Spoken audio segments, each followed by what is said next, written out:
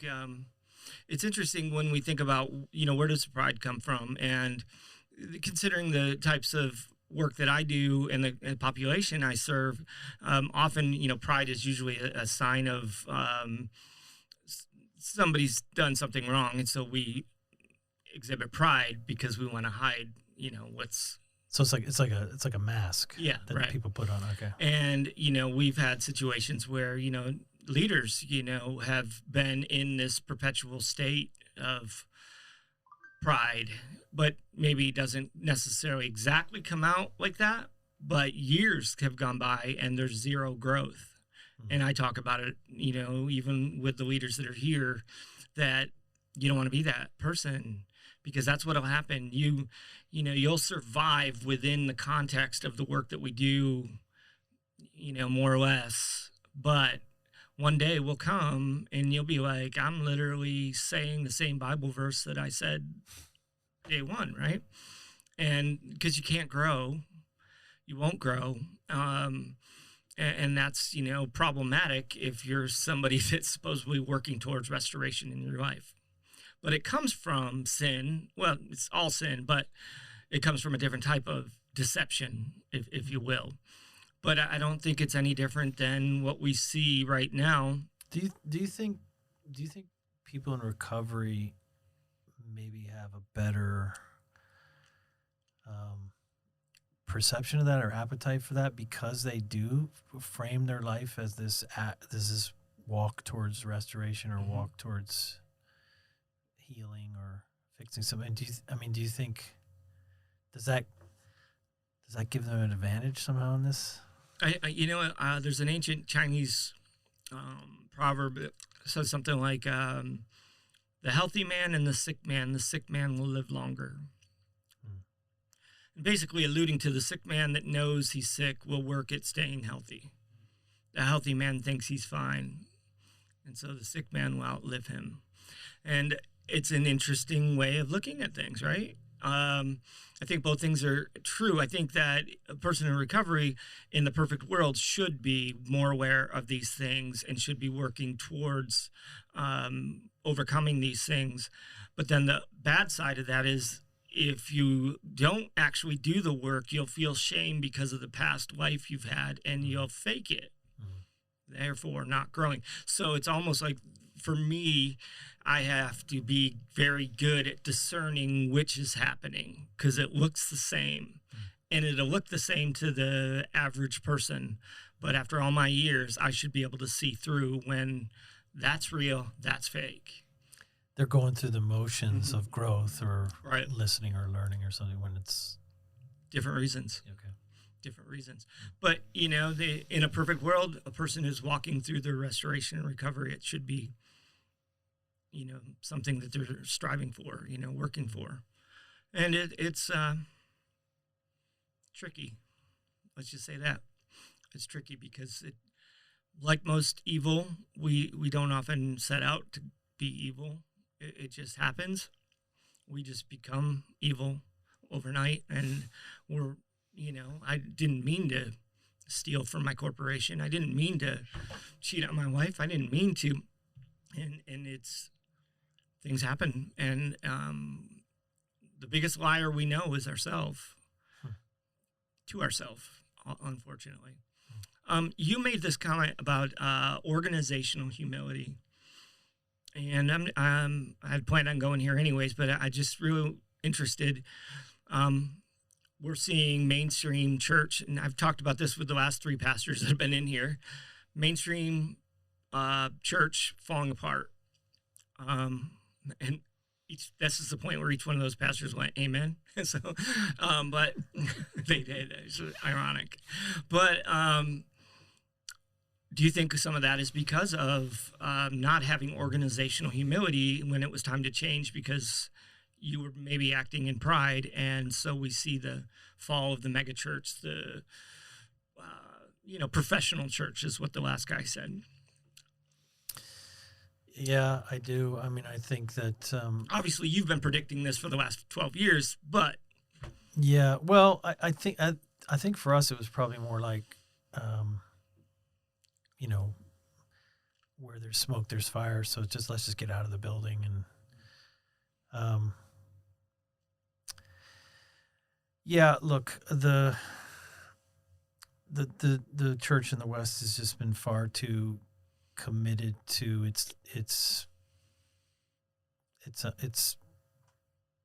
patting itself on the back. And what that does is that eventually produces something more like stubbornness or pride or certainty, where those things shouldn't exist. Where, I'm a missionary, so the way I think about the world, the way I read the Bible and everything is about engagement with those in need, engagement with those who don't have Jesus yet or whatever. Mm-hmm. So I just think you always have to be adapting. You always have to be listening. You always have to be engaging. Everything is on the table except for Jesus and his way, his kingdom. And to say this is the way we do things. The church is notoriously bad at holding on too long to a strategy or a tactic, and that's really all it is, a cultural appropriation of something. 90% of what we do in the church is just cultural, and and that's time and place. Culture is both where you're from, where you're at, but it's also the time in which you live, right? And so those things are always changing, and they have to always be open to change. And when we act like they can't be, when they act like they're somehow sacred, we get in trouble. And then you add to that, in the Western context, this elevation of leaders, single leaders, which has just been such a disaster. Mm-hmm. It's such a disaster, both to the leader and to the people that they lead, and to the witness of the church in the world. So the leaders are getting eaten up and killed by it. They're losing their soul, their families, their, everything, and eventually probably caving to some immoral act or something like that.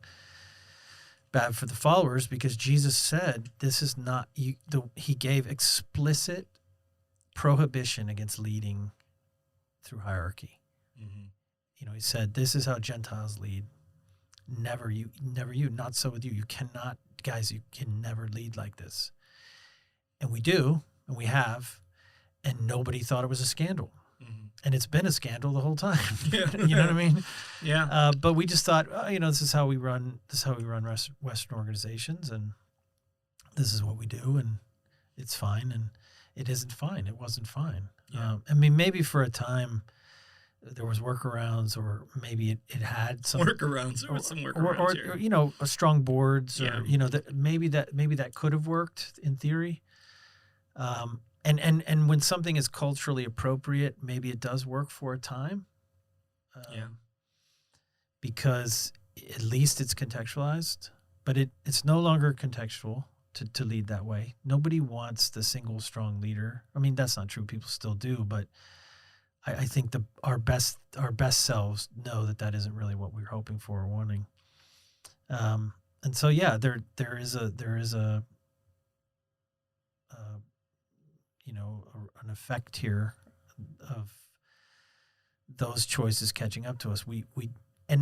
That's coupled with what's called the church growth movement, in the 70s, 80s, and a little bit into the 90s, this just belief that to be a good church meant you were a growing church. To be a good Christian meant you were making converts, adding people to the fold, and growth. The idea that the bigger you are, the better you are.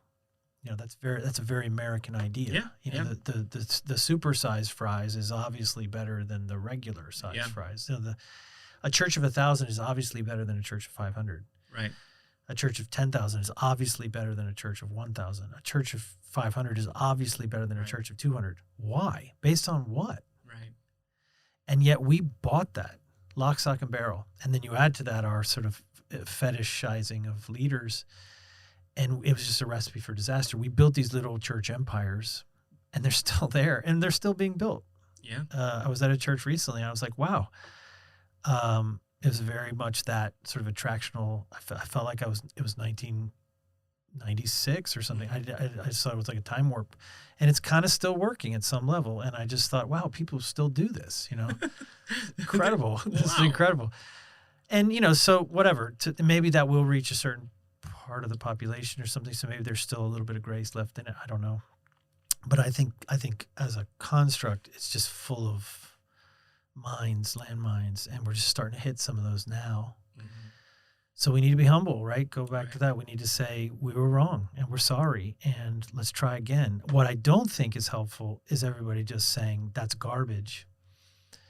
And I was never a part of that. That has nothing to do with me. Well, I mean, we either went to it or we gave our money or we were leading in it or something. So we need to own it, and we just need to say we were wrong and we were sorry and we want to do better. And we were learning. Yeah. And we'll keep trying to listen and learn to God, to the world around us, to Scripture, continue growing. But this sort of, again, this kind of, I don't know what you'd call it. The probably the most popular Christian podcast in America right now is a takedown piece. It's kind of watching or taking a deep look at the horrors of church, what's bad or wrong with that. And I'm not convinced that that's going to help us. I know we have to be honest. I know we have to face our demons, and maybe that's just what we need to do for a while. But will that create, back to what we said in the beginning, will that just create a new kind of self-righteousness of the people listening saying, oh, see, I would never do that. I would never even be a part of that, or I wasn't a part of that. I mean, I even me listening, I'm thinking, I never liked that guy. And even though that's true, how is that good? How is that good for my soul to listen to that and say, look, I'm distancing myself from that. I think what's helpful for me is to think, man, at his age, in that situation, I feel like I wonder if I would have done the exact same thing. Sure. If I would have given myself to the same errors, I don't know. Well, one of the things that I'm so grateful to you for, and it's kind of a weird thing to some people, but teaching me that, I should not make extraordinary amounts of money as a pastor, as a leader, that's totally not like Jesus, and it's going to haunt you. It's going to take you down eventually, because there's just never enough. And you didn't just teach me that. You taught everybody that was under your leadership that. And I got my first raise this year in 11 years. So thank you for that, Brian. But you deserve it. You've earned it. And also, yes, please don't live in poverty. But my question is how, and you may not have an answer to this, but how do you think that these, the pastors and whatnot that are making high six figures and whatnot, how does that happen? It's funny.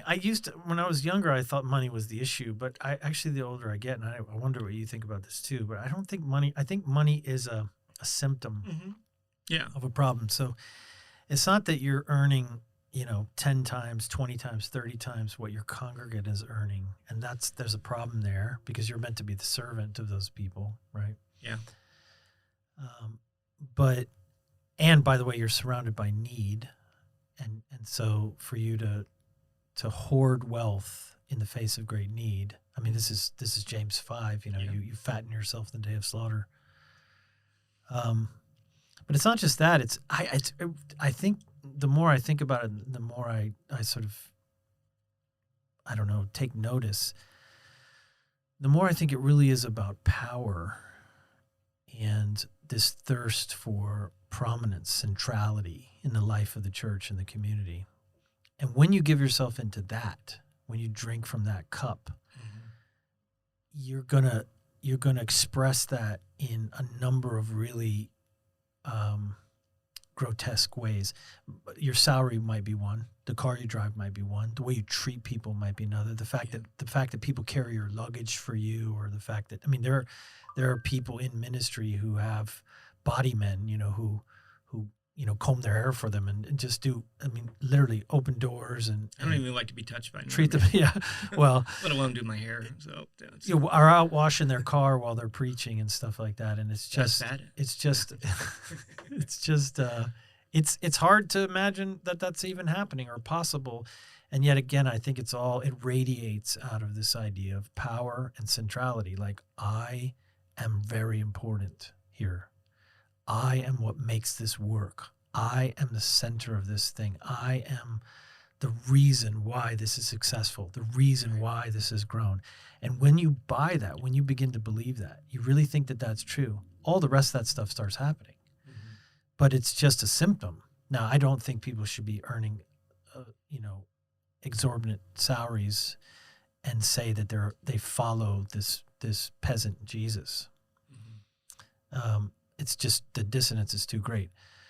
But I don't know what a right salary is. I mean, that's not for me to say. It is between you and God and each church and each community and stuff. But again, maybe more the issue is the scandal of power and the use of power and the taking of power to ourselves. And once that happens, just something happens to the human heart. It just becomes corrupted and broken. And, so even the underground, I would say,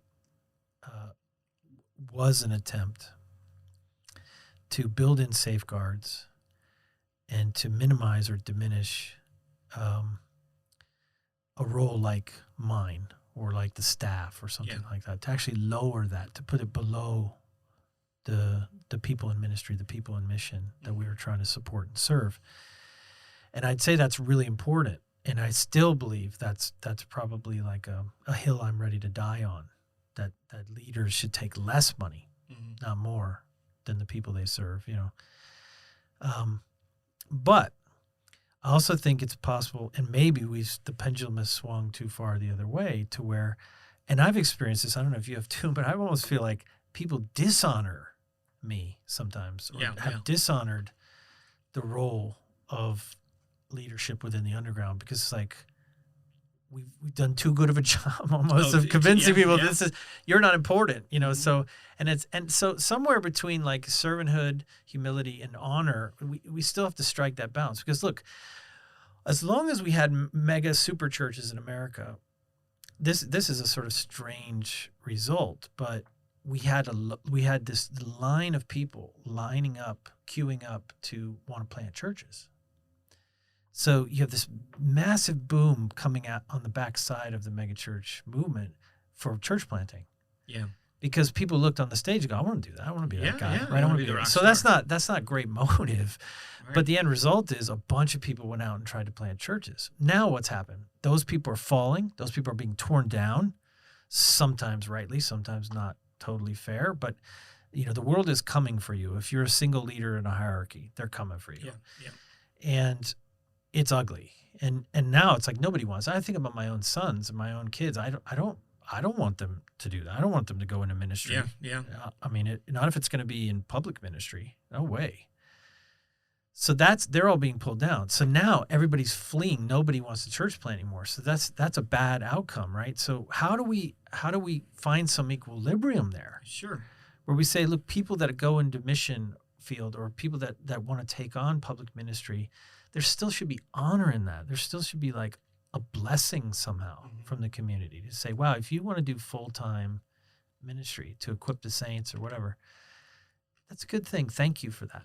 We're not gonna turn you into God, and we're not gonna make you're not better than us, the rest of us. Right. But there is a grace in that, there is an honor in that, and we appreciate you. Yeah. You know what I mean? We can't. We got to pick one. We can't just like hate all leaders and tear them all down, or turn them all into deify them all and turn them all into rock stars, demagogues. Yeah. So, you know what I mean? Where can we do better at that? Maybe we're in the in between. I think it can't be bad yesterday and good today. There's got to be some type of sifting. So maybe we're in the sifting.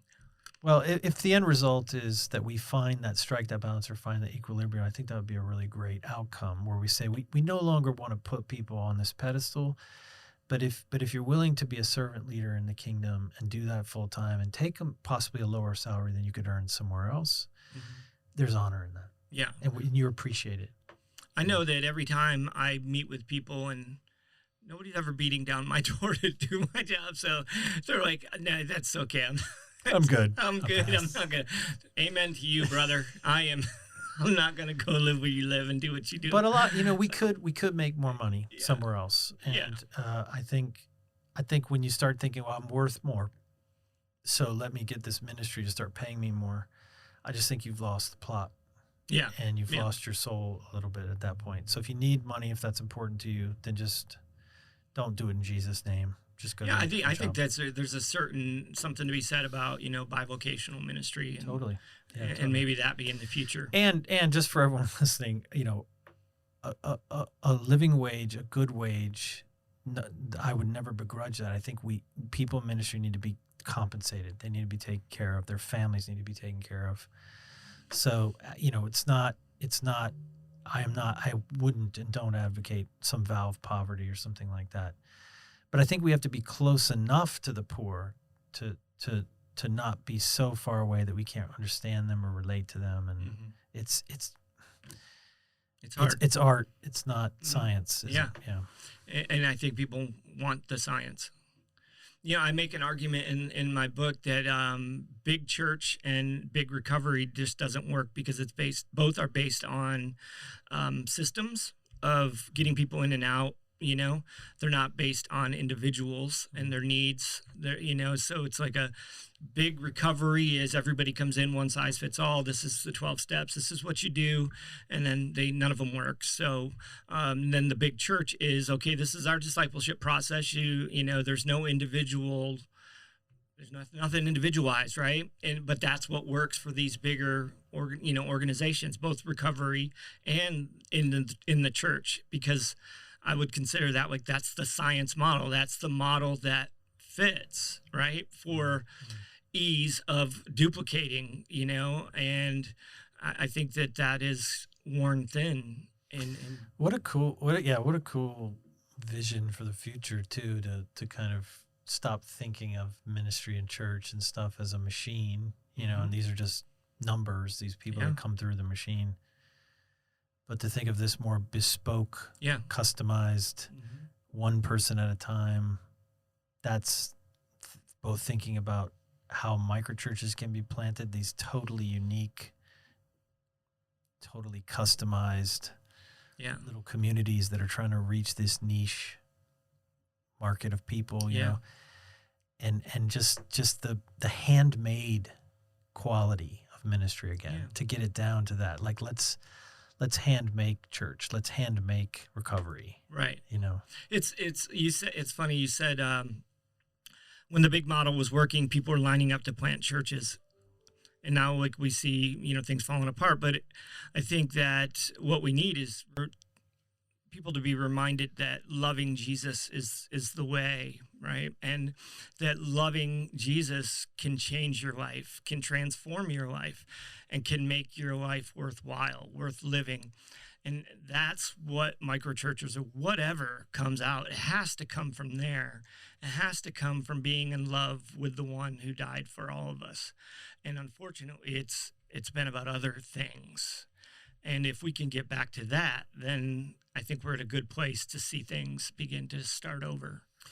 Yeah, and because I am asked to comment on the church and the future of the church, it's funny because when we think about something like change or adaptation, at one level we think the church is really bad at change. It holds on to its ideas too long. But if you pull back, that's really like a zooming in. That's probably our experience. Right. I went to this church and it needed to make these changes and it just wouldn't. Yeah. Or it was just slow. Micro experience. Yeah.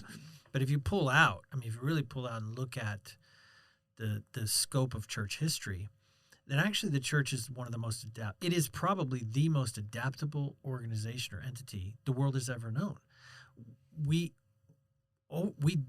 constantly changing, actually, and we're very good at it. Again, if you pull way back, your particular church might not be good at it, but the church universal, the people of God, you can put them anywhere, in any place, in any culture, in any time. And if they really love Jesus, the way you're talking about, they have this true discipleship relationship with Jesus, who is still a living God, living, breathing, acting upon them, calling them, teaching them, leading them. Man, they find a way. They find a way to do church anywhere with anyone. Yeah. So maybe that's just, we need to be patient here a little bit. Yeah. And hold on, because even these discussions and the fact that people want to be critical or look at it, I'm not saying the criticism is always handled with maturity, but the idea that something isn't right here, and let's do something different. The sort of restlessness of that. Yeah. Man, that's God at work. Absolutely. In us. Yeah. And he's doing what he always does, which is helping his people become something new in the time in which they live. Yeah. You know. What do you think the future of the church is? Since you said people always ask. Yeah. I mean, so I would say the three kind of big meta skills for the 21st century, just period, for people. One is kind of what we talked about, self-reflection. Mm-hmm. Like you if you want to be any good in the 21st century at anything, you better be able to look at yourself. Yeah. You know, understand yourself. Two, I would say, is just learning itself. The second big skill is like, can you learn? So it used to be competency. Like if you want to hire somebody, like, do you have this skill that I need to do this job? Yes. Now that doesn't matter anymore. Now it's like, can you learn? Right. That's even better. Anything actually I need. So I don't care whether you know how to pull an alternator. I want to know whether or not you know how to get on YouTube, look at that model car, and you're not afraid to get the tools out and figure out how to pull out an alternator. You know, like I don't need you to already have the skill. I need you to know how to learn. So I would say that's the second one. And the third one I would say is to do with collaboration. We're going to have to become very good at working together across organization and with other people. I think it's a very dormant skill. I don't think it's something we learned in the 20th century, honestly, as Americans. So I think the church might look similar. I think that the church will be deeply reflective. I think people are going to look for growth, personal growth, and if whatever we do as the church doesn't help them look at themselves, whether that means healing, so sort of the therapeutic side of the kingdom, that restoration and healing and stuff. If the church isn't doing that, it's not going to find roots in the soil of this time. I think figuring out a way to like experiment with our lives. So that's why I love the idea of microchurch, because a microchurch is just like, where do you feel called? Go give that a try. Yeah. Just go jump in and learn as you go, learn as you. So church looking like that, like people experimenting with their life, to seeing God. Are you here? Are you working here? Where do you need me? Where do you want me? And then collaborative. I think we're going to see the church is going to have to break down some of these,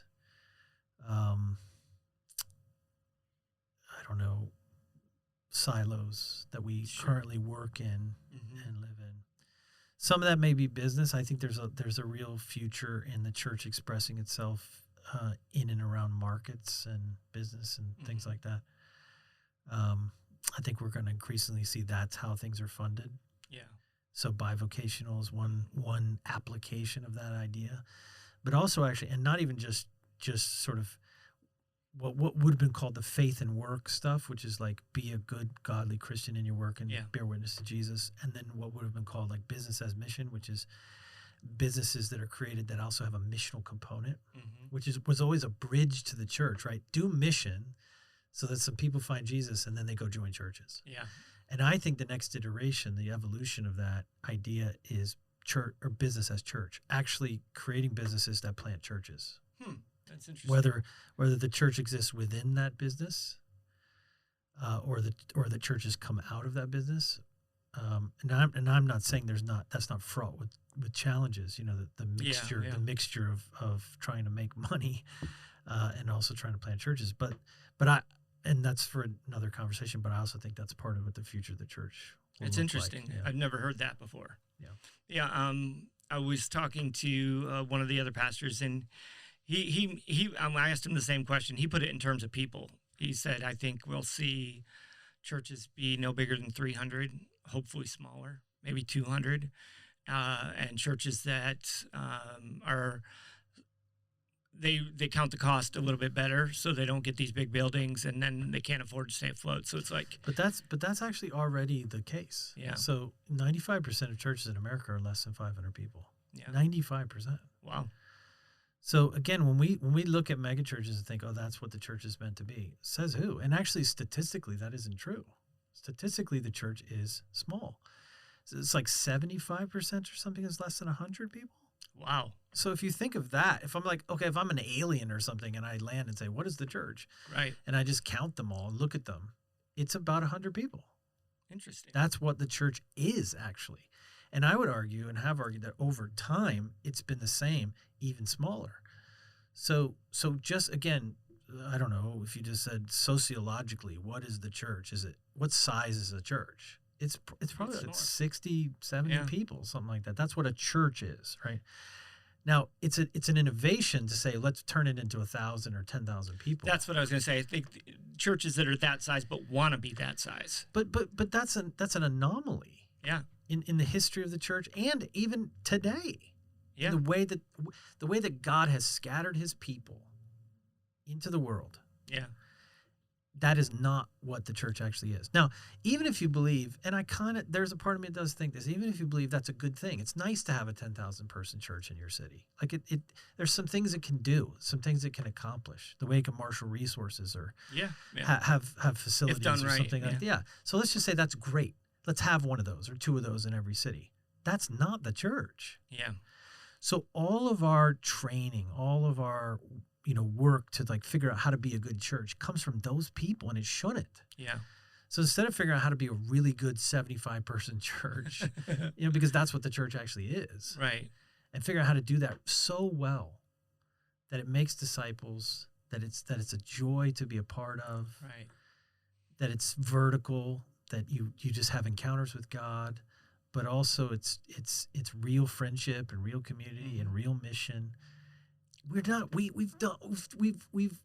marshaled almost no research or resources or writing to help those people, to help the vast majority of churches be the best possible version of that they can. So what ends up happening is that you've got all these leaders leading a 100-person church thinking they're terrible, right? Thinking they suck as a leader, and they're walking around with an inferiority complex. And I just think it's demonic. I think it's like, what are you inferior? I mean, if anything, because they're reading the book and they're having the stories and they're showing up at the conference at the big church and they're thinking, oh, if I was a decent leader, I'd be able to do this. What's wrong with me? Mm-hmm. I just think it's had a debilitating effect on the way that we lead, the way that we understand church. We have to allow the church to be a small thing. So if your other guess is right and it ends up being a lot of 300-person churches or less, then maybe we could start curriculumizing that. Maybe we could start sharing ideas of how to do that really well. You know what I mean? How to be awesome. How to be awesome. How to be an awesome 200-person church. And that's the dream. That's the dream. And that way, when you get into leader, when you line up and say, I want to plant a church, you're not trying to be a demagogue. You're not trying to be a celebrity. You're not letting your basest, worst instincts and motives free in this ministry environment. You're actually saying, wouldn't it be amazing if I could lead 200 people, like a family, that was doing mission and vital to the community in which I lived, and actually, and you know how I think 200 people is actually probably like 50 microchurches. Yeah. You know what I mean? So actually doing ministry all over the place in all these creative ways, and wouldn't that be a better dream? So if you sign up for that, if you want to be that kind of church planner, you're not gonna succumb to the great man myth, because you're it's not that big a deal.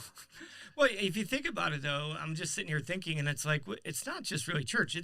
It's the same myth in every profession. Nobody goes into a profession and says, I want to be the medium guy or the lower to medium guy. It's like, if I'm starting a business, I'm looking at the best business. If I'm starting, whatever I'm doing, I'm looking at what's the best out there. George, except for like craftsmen types. That's true. You know what I mean? If you think about somebody that says, I want to make furniture for a living, or I want to hand make boats or shape surfboards. Yeah, that's true. Or a restaurant, like a true chef, like a 15-seat restaurant. It's like, I just want to make great food, and I want to create a little place of community, and I want to have my regulars, and I want to bring joy to people through the craft. That's a good point. So that goes back to the mechanization versus craft, and seeing ministry again as something that can be beautiful. Yeah. Yeah, and obviously it goes back to motivation too. What are your motives of getting into it in the first place? Exactly. Which is a different paradigm shift. So awesome. I wanted to ask you one more thing. It's kind of a big topic, but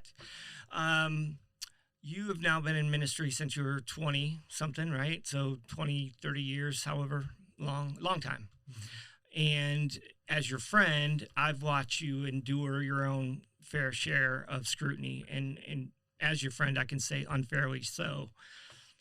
How do you endure over the long haul hardcore scrutiny from the people that you love, the people that you really thought you were in a relationship with? Because I think ultimately, I go through it all the time, but I sort of expect it with a clientele. But when you're not expecting it, and it's how do you weather the storm of life, because it will come?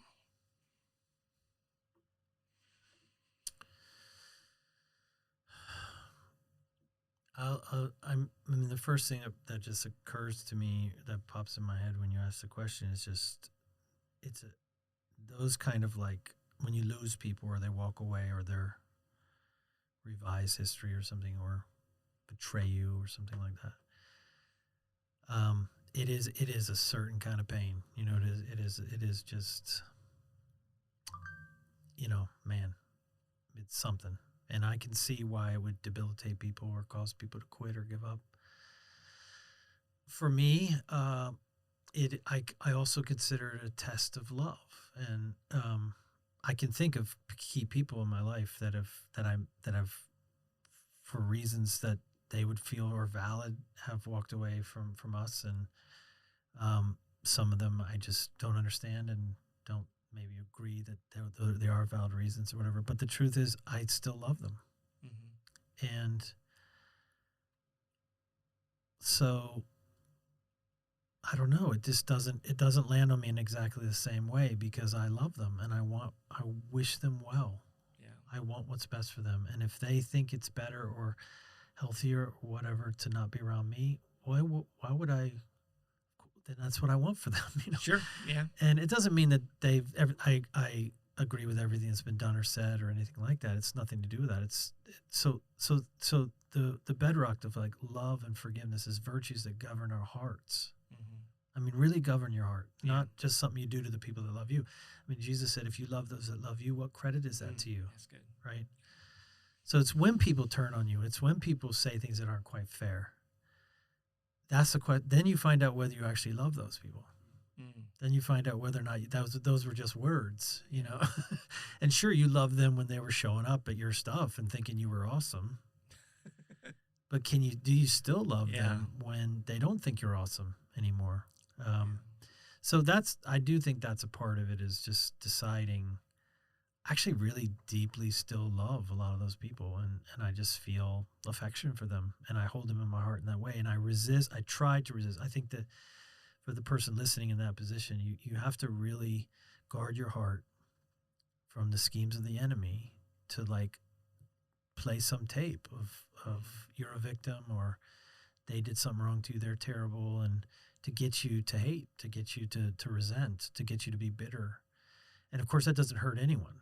Mm-hmm. It's like the thing of bitterness is drinking poison and hoping to kill someone else, So, that is part of it. And then I think the other thing for me has just been, look, this is part of life and ministry, and you're not going to escape it. Mm-hmm. It will.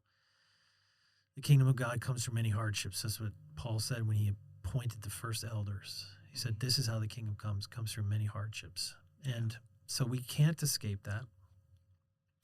And I've come to think of it as like seasons. There is a winter. And now, having lived in Ireland, when winter comes, and in colder climates, when winter comes, the sun goes down. The sun is up less. Sun goes down at 4 o'clock. Yeah. It doesn't come up till late. So there is just less sunlight, and it's just sad. Yeah, it's a sad time. But what people do in those kind of Nordic countries is they come around fires. So they build an actual hearth. This idea of, like, the center of the home is a place where the fire is burning. And what you do in winter is you gather around the hearth. It's fewer people. You have less people than you did in the summer when you're out at, at the beach or whatever. It's just you and a few people. And so that's part of how you get through it, right? You get through the winter by finding a few and drawing close. And draw close to the fire. Yeah. So obviously that's about Jesus. It's about intimacy with God. And man, there is like bucket loads of intimacy available through that hardship, through that season of hurting, because Jesus was also betrayed and he didn't deserve it, like at any level. We do at some level. Sure.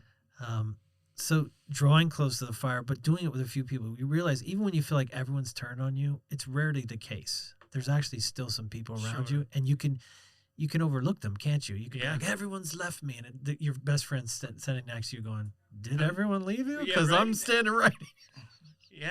Well, you don't count, man. You don't count. Yeah. Why don't they count? Yeah. Draw into the fire, create a hearth, get through the winter, and it will pass. Here's the thing. The spring always comes. Always. Yeah. So you can't avoid the winter. It will come. You cannot avoid it. No leader listening is going to be able to escape that experience. Right. But also, no person going through the winter will escape spring either. The spring will come. The flowers will bloom again. The sun will come out. Yeah. You will come out. That's as real as the hardship. As long as you don't give up. As long as you keep breathing, man. Yeah. Yep. This idea of a rule of life has really been occurring to me a lot, and with the book, and we're writing. They asked us to write a 365-day devotional, which I did not anticipate that's actually very complicated, way more complicated than the first book. Anyways, so that's a lot of devotionals. Yes, dude, it is. It's 365 to be exact. Anyways, but start repeating yourself. They won't the Saturday remember. devotional is the same as they won't remember day 42. Anyways, but no, just sort of talking about me and the co-author, we were going through the topics and how we're going to do the next book. And I said, one of the topics I think I want to be like, intentions and, rule of life. I don't know how we phrase it or what do we call it, but there has to be something that we consider core to your being. And so actually just when I went to Colorado with Julie, you were at the renewal service, obviously, and I talked about it there, but we came up with our marriage, like, what is our marriage? What are the core values around that? And I think it's important. It's like, it's one thing to say, I love Jesus. That's my core. It's like, okay, that's vague. But, what are my core? What is my rule of life so that when hard times come, I have something to cling to? And I just think it's important because you're right. I think they're going to come, and the people that give up aren't just people. I don't think everybody just doesn't love Jesus. I think sometimes they're just not equipped to handle. They didn't expect it. Right. And so they gave up because their expectation wasn't there. But the truth is, it's not really their heart. It's just they weren't prepared. And a rule of life, sort of, when things get bad, this is what I'm going to do. I just think it's good, It's sort of like a side note to that, because it is important to not give up. So also, I think we see the age differences. You go through what you're going to go through in the 20s and then in the 30s and the 40s and onwards.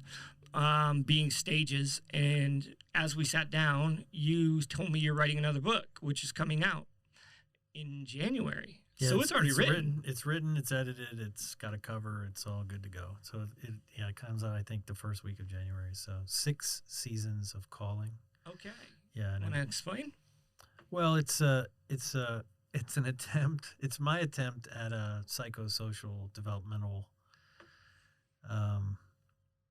taxonomy based on calling. So if I say, okay, I'm called, I'm asking God, what am I meant to do right now at this point in my life? Does that change? Or is it just one thing? I'm 21, I ask God, he tells me that's it for life, So watching a lot of people and actually helping hundreds of people discern their calling over the years. It's given me a kind of vantage point to see. It's interesting that maybe there's actually a pattern here, that we tend to, in our 20s, feel called to a similar kind of idea, and in in our 30s and our 40s and so on. So also we hit these crises, these identity crises, and I'm arguing about every 12 years. So it's about a 12-year cycle. I would think it was 7, but that's well. I have a lot more crises in my life. Maybe.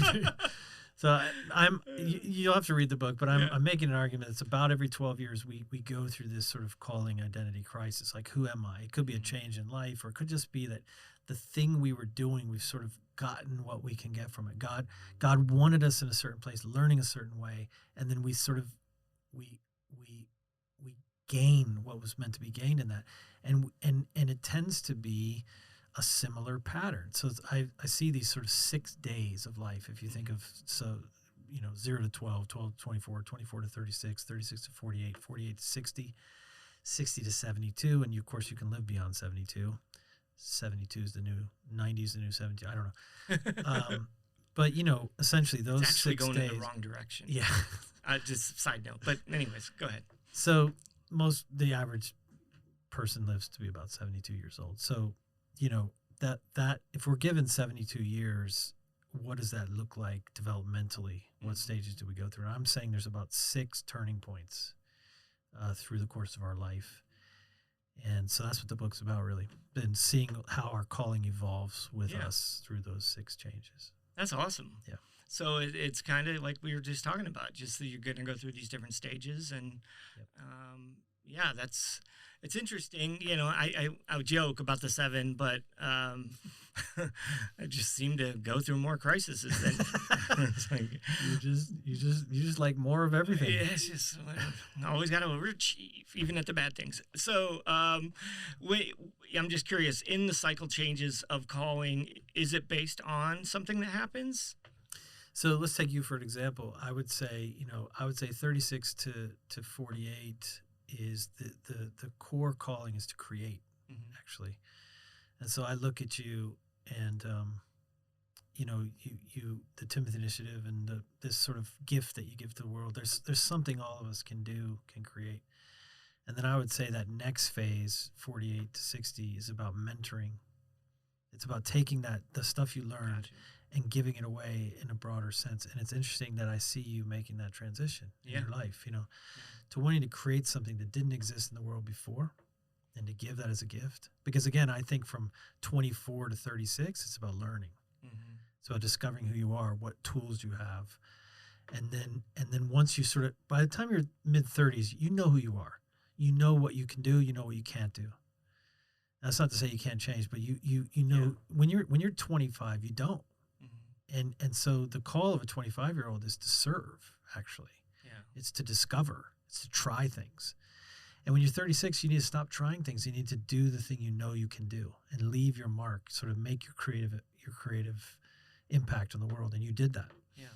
And then I would say 48 to 60 is about taking that stuff that you did, that thing you created, and giving it away to the world, trying to scale it, trying to somehow, become a mentor to people. Yeah. That's the word I would use. So it's like, maker, mentor. And then the 6th day, which will come up in not too many years, 60 to 72 is about becoming a mystic. So I'm looking forward to the mystic. Me too. Yeah. But this is where we are. And again, it's just a theory. So it's nothing to be, taken too seriously, I guess. Can I put that on a card when I get there? Yes. Mystic? George Wood, mystic. Yes. I hope you do. I really hope you do. But even that's a different sense of calling. Like what am I meant to do when I'm 70? It's about I think it has something to do with intimacy, and it's something to do with sharing the deepest possible, taking people into the deepest possible waters. But what you're meant to do maybe in your 50s is really about passing on to a group of people the stuff you learned when you were at the height of your creative stuff. So anyway, that's an example based on your life. That's awesome. I can't wait till this comes out. I can't believe you didn't even mention this in any of our conversations. It's like I feel kind of stupid because they're dragging their feet, man. So I keep forgetting that the book is even out there. I haven't even seen. The editing was done like 6 months ago, so I'm just waiting. I feel kind of silly now. I've been telling you all about my book, and you're just sitting there not even telling me. Well, yours will probably come out before mine. When does yours come out? Spring. It's coming out in spring. Okay, so I win. Yeah. Okay. You win. You win. See, but I've had to wait longer. You've had to wait longer, so then I win. So I just want to make sure I win by the end of this. Man, Brian, let me just say this. I am grateful for you, your friendship, your mentorship, and everything you've done in my life. I can't thank you enough. And so I'll say publicly, I am always your friend. Thanks, man. And I love you, George. You're the best. Julie and I are always here for you and Monica. You know that. Thanks, man. Absolutely. All right, everybody. Brian Sanders.